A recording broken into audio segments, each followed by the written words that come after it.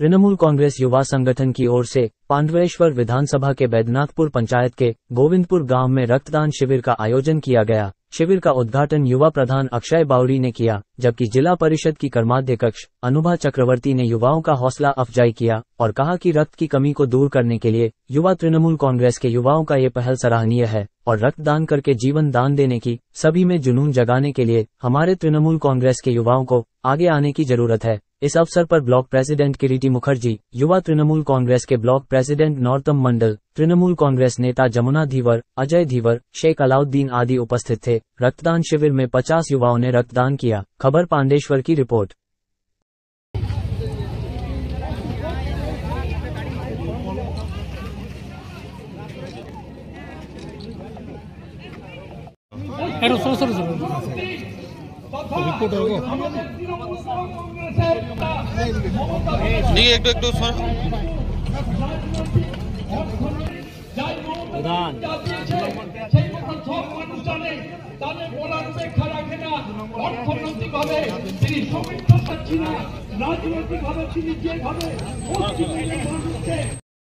দশ বছরে যে 20 কোটি চাকরি হতো সেটা কোথায় গেল, তার জবাব আপনাদেরকে নিতে হবে।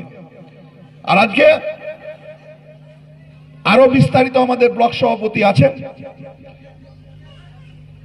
শুধু বৈদ্যনাথপুর অঞ্চল আমাদের যে দলের সমস্ত শাখা সংগঠনকে আজকের এই রক্তদান শিবির পাশে থাকার জন্য, সহযোগিতা করার জন্য আমি পাণ্ডবেশ্বর ব্লক তৃণমূল যুব কংগ্রেসের পক্ষ থেকে আপনাদেরকে ধন্যবাদ জানাই, কৃতজ্ঞতা জানাই যে আপনারা আমাদেরকে সহযোগিতা করার জন্য। পাণ্ডবেশ্বর যুব তৃণমূল কংগ্রেসের উদ্যোগে আমাদের জানুয়ারি 1 তারিখ থেকে শুরু হয়েছিল ব্লাড ডোনেশন শিবির। আজ আমাদের ৫ম দিন আমাদের গোবিন্দপুর গ্রামে ব্লাড ডোনেশন ক্যাম্প চলছে। তো আমিও রক্ত দিলাম। আমরা চাইছি যেন যুব সমাজ এইভাবে এগিয়ে আসে। রক্তদান মানে জীবনদান, তাই এটাই আমরা আহ্বান জানাচ্ছি মানুষের রক্ত দেয়।